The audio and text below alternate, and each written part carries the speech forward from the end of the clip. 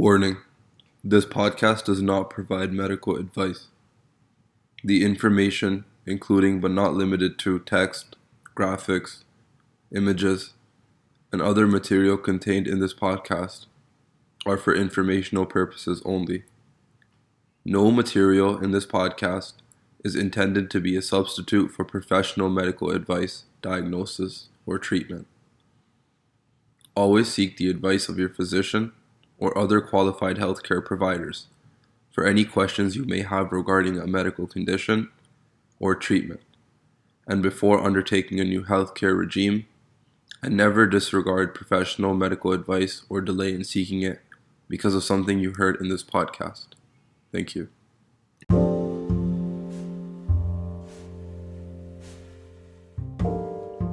Welcome back to the Demystifying Medicine McMaster podcast. In this episode, early alcohol use leads to addiction and mental health problems later in life. A study from Newton House and Bowden, published in the scientific journal Addiction, was examined.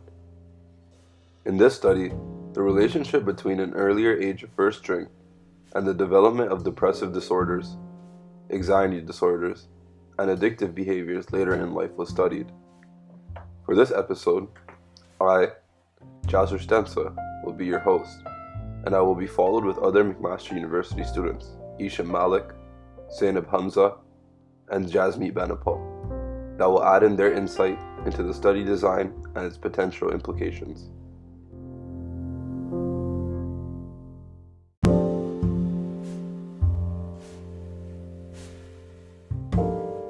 Previous studies have made many interesting findings when researchers looked at the correlation between mental health and alcohol usage. But to understand any of this, we must first understand the effect which the chemical alcohol has on the human body. Upon ingestion, alcohol enters the bloodstream via the gastrointestinal tract and then causes the drunk feeling by depressing the central nervous system.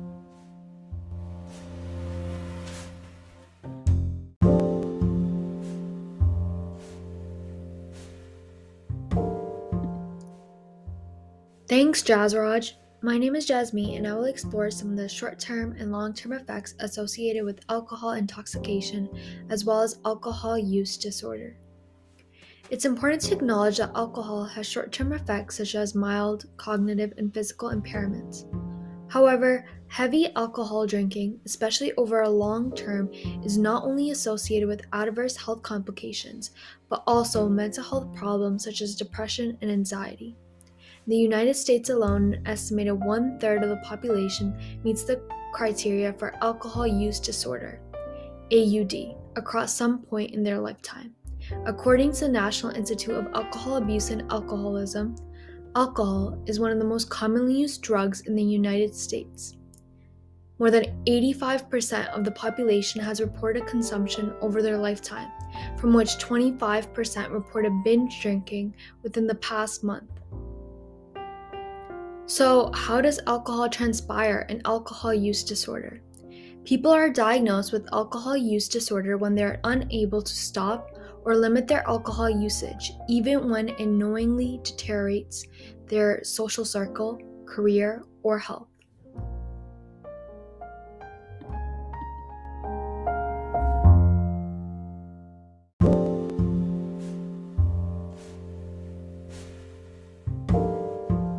Nicotine dependence and cannabis dependence are essentially when you need either nicotine or cannabis and cannot stop using them. Illicit drugs include compounds such as cocaine, amphetamines, opioids, and cannabis, which are very strong compounds that can easily cause dependence in a user. Essentially, illicit drugs, nicotine, and alcohol are all compounds that lead to abuse and dependence, which has been found to increase the rate of having a major depressive or anxiety disorder.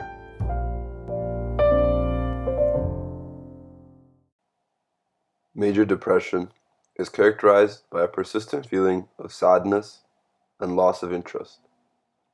It is classified as a mood disorder, and it impacts how you feel, think, and behave towards something, which can then lead to several emotional and physical problems. An outcome of depressive and other mood disorders is known as anxiety disorder, which is essentially a persistent feeling of dread and sadness.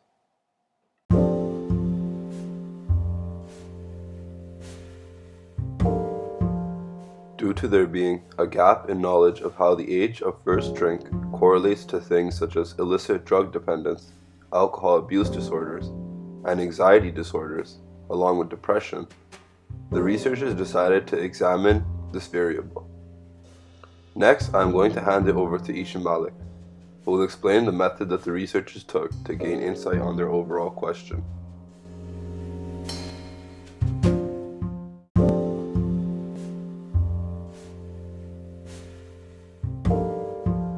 So how does drinking transpire in alcohol use disorder? People are diagnosed with alcohol use disorder when they are unable to stop or limit their alcohol usage, when it is knowingly deteriorating their social circle, career, or health. The presence of alcohol on the internet, at public events, and at private celebration makes it hard for someone with an alcohol use disorder to stop.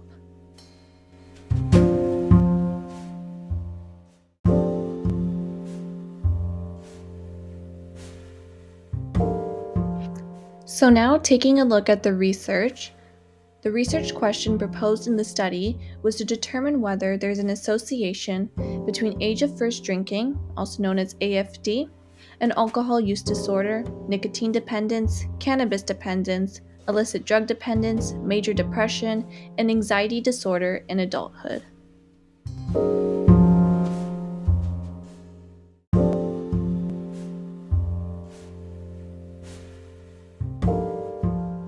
In terms of the participants of the study, they were a part of a longitudinal study, which is when researchers repeatedly examined the same individuals over a period of time to detect any changes. The study was of a cohort born in 1977 and studied to age 35 years. Analyst samples ranged in size from 1,056, which were ages 11 to 13 years, to 962, which was age 35 years, with 50.2% of the total sample being male.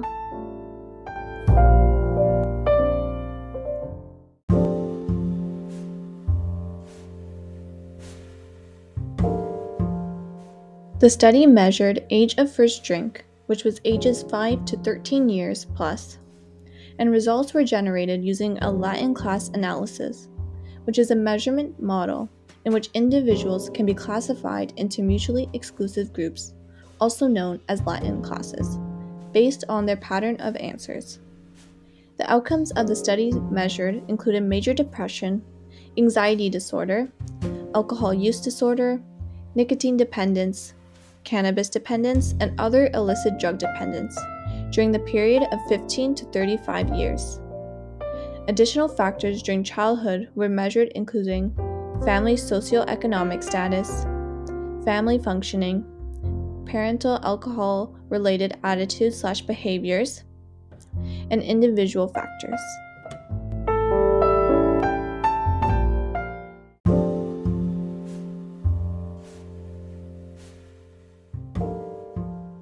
Alright, so thank you for tuning back in. My name is Zaineb, and I will take you through the results section of the research study.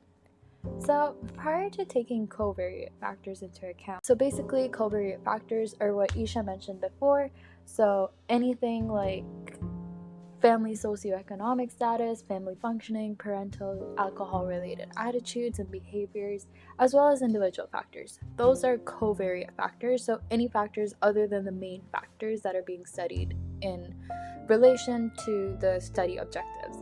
So, prior to taking these factors into account, the results show that earlier age of first drinking was strongly linked with an increased risk of alcohol use disorders, nicotine dependence, as well as illicit drug dependence. However, it was not significantly or marginally linked with cannabis dependence, and it was not linked at all with depression or anxiety disorders. So, upon controlling for these factors, the association between the age of first drinking and the outcomes mentioned before were no longer significant. the relation between age of first drinking and later alcohol or drug disorders appear to be linked to some extent by factors related to characteristics of the individual and family during childhood.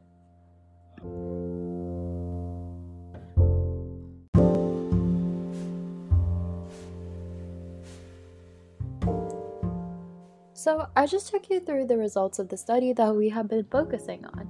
What do other researchers say? Let's tune in to that. So other research gives us insight to similar conclusions.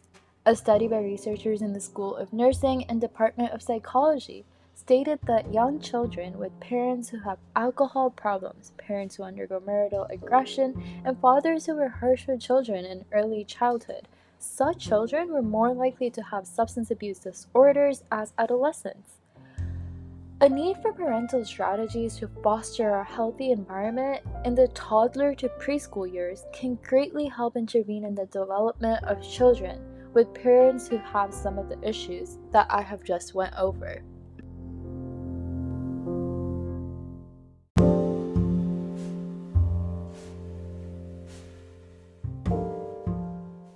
Hold up, you might be wondering, what are we taking away? Are there any limitations? And what lies for the future in terms of research?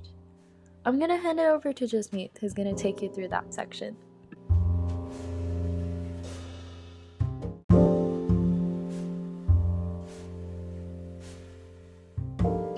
Thanks, Zaineb. Let's get into conclusions of this study. So, what are the main takeaways for this study for the development of substance abuse and mental health disorders?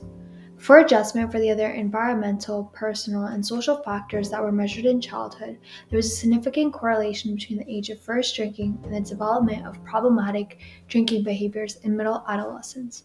However, there was no association between the age of first drinking with mental health or alcohol and substance abuse disorders later in life after adjustment for these factors. Does this sound like anything that we commonly hear?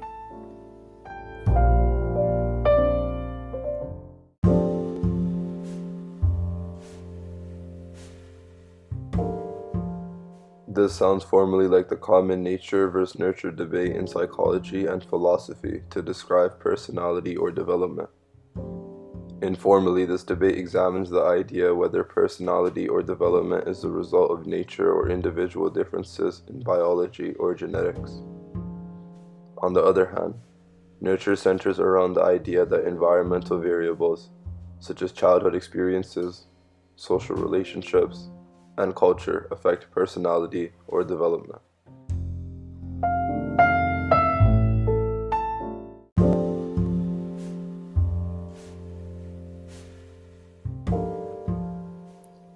For sure, the popular nature versus nurture theory can be used to describe substance abuse and mental health problems. The key findings of the study point towards the role of nurture.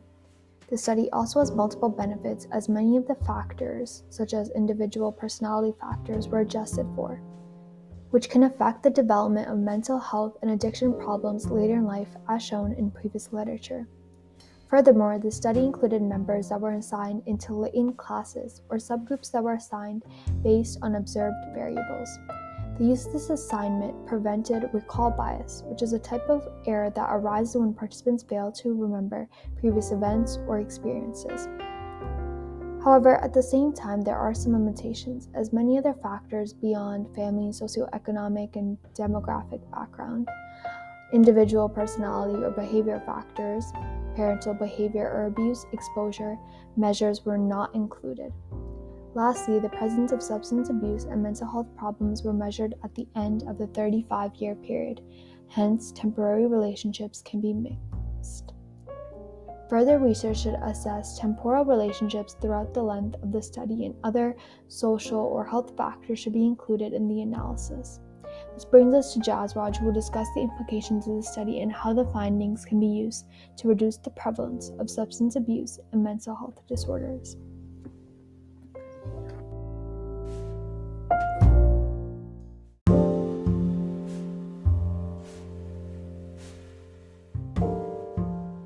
Essentially, what changes can policy and decision makers and other stakeholders such as psychologists implement?